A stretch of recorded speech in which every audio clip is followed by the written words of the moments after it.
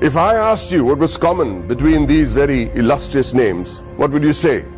Mr. Kumar Mangalam Birla, Mr. Motilal Oswal, Mr. Suresh Prabhu, in developing the country. Which is why on the 1st of July 1949, a year even before the Constitution of India was formalized, an Act of Parliament gave birth to ICAI. Today, ICAI counts itself amongst the oldest professional institutions in the country. Born as a regulator of accounting profession to aid the economic growth of the nation, it is the second largest professional accounting and finance body in the world in terms of members, with a current roster of about 2.5 lakh members and counting as I speak, with a presence of about 71,000 female chartered accountants and 3.5 lakh girl students. ICAI holistically carries the mission of transforming the nation from women's development to women-led development. During its eventful journey of 70 years, ICAI has become an integral part of the Indian economy, taking it on the path of the fastest growing economy in the world. With its emphasis on financial reform, ICAI radiates with shining milestones that stand as the acknowledged cornerstone of India's economic growth. In the year 1956, chartered accountants were recruited for the first time in the commercial audit branch of CA&G. Many of you may not be aware that many accountants were part of the Indian freedom struggle, like First Lady Auditor C.A.R. Sivabhogam, who participated in non-cooperation movement on the call of the father of our nation, Mahatma Gandhiji. She was also imprisoned for a year. Recognizing ICAI's strong regulatory framework, the High Courts acknowledged Council's strict disciplinary mechanisms in 1961. In 1964, the Council of the ICAI submitted its pre-budget memorandum for the first time. The memorandum contained useful suggestions for reorientation of taxation policies and procedures to the Finance Ministry. The process was so helpful that it is being practiced ever since. In the 70s, the ICAI started rendering free advisory services to SMEs and small taxpayers on maintenance of accounts, tax paying, and other financial matters. Not only did it enhance the financial literacy of businessmen and citizens, more importantly, it started the industrial growth in the country. It also collaborated with the government to enlarge the scheme of scholarships. With all humility, I wish to mention that in the year 1972, ICAI members had provided pro bono professional services to the heirs of the Jawans and officers of the armed forces who sacrificed their lives in the war. Complete exemption from tuition and registration fee of the institute was also granted to the children of Amar Jawans and officers. The 80s saw widespread gloom in India's macroeconomic performance due to the prevailing conditions in the country. However, during the period between 1980 and 1990, the economy began to improve and growth rate accelerated. The government appointed CA members on various committees like boards of public sector undertakings and nationalized banks. The government also appointed ICAI as an expert and independent advisor on company law, fiscal and various other committees. The corporate sector, the public sector corporations, cooperative societies and public trusts were brought under the accounting discipline by legislation. In the 90s, sales tax audit was introduced in many states, which was a direct result of ICAI's efforts to showcase the role played by the CA community.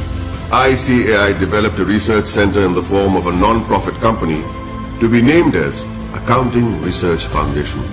It was during this time that the government recognized the ICAI as the sole recommendatory body for setting accounting standards in the country. 2000 and onwards marked the period when many MRA MOUs had been signed with many international bodies such as ICAEW, CPA Australia, Ireland, CICA, etc. ICAI was granted recognition by IGNOU as a research center for the benefit of its members and employees to pursue doctoral research from IGNOU. E-Sahayata was launched as an electronic service for members and students of ICAI to provide prompt services against their queries, complaints, and grievances. In 2007, ICAI decided to recognize the CA leaders in industries, which gave birth to a glittering awards function. In 2009, ICAI was awarded the Recognition of Excellence Award by the then President of India, Srimati Pratibha Patil.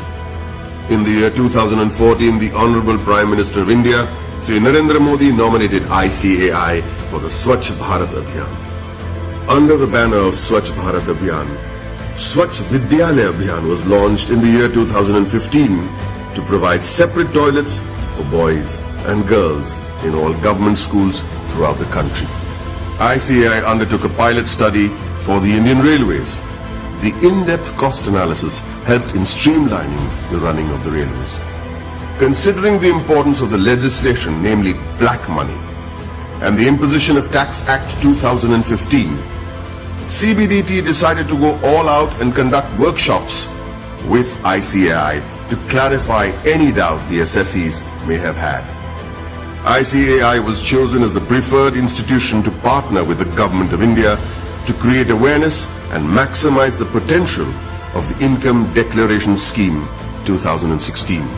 ICAI, jointly with the Ministry of Finance and the Ministry of Commerce and Industry, organized events at more than 470 locations across the country.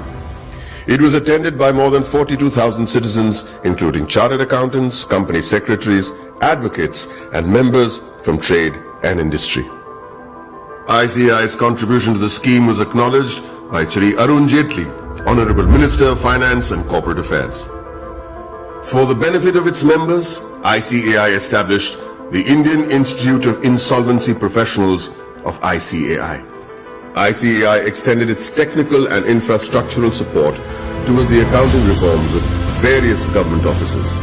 This meant moving from cash to accrual system of accounting after assessing the tremendous positive impact on national financial reporting. It was also an important year for the Indian economy, with GST being touted as the game changer, leading to one nation, one tax. ICAI, as always, was there to partner the government towards effective and smooth implementation of GST throughout the nation. As a result, ICAI and CA members became a proud knowledge partner for GST success. For a clearer understanding of GST, ICAI carried out more than 3,000 programs benefiting more than 2.5 lakh participants. ICAI also established GST Sahayata desks all across the country to facilitate small businessmen, traders, shopkeepers, and the public at large. ICAI has created a milestone by launching various incubation centers. In line with the Prime Minister's vision to support startups, ICAI is providing massive platforms to help CAs start their businesses. Not many people know that there is an accountancy museum in India, or that the ICAI is the first accounting body in the world to start a digital accounting and insurance board, or that there are 3 forensic labs in India to monitor financial bungling and frauds. With this, the ICAI is keeping its eyes and vision firmly on the future. The ICAI has a very strict code of ethics. Its motto is taken from the Upanishads, Yayeshu Sapteshu Jagriti, which translates as the one that is awake in those that sleep.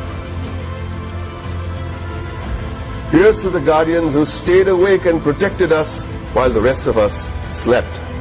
I'd like to salute this institute for the work it has done in the past 7 decades and wish them the very best in the year.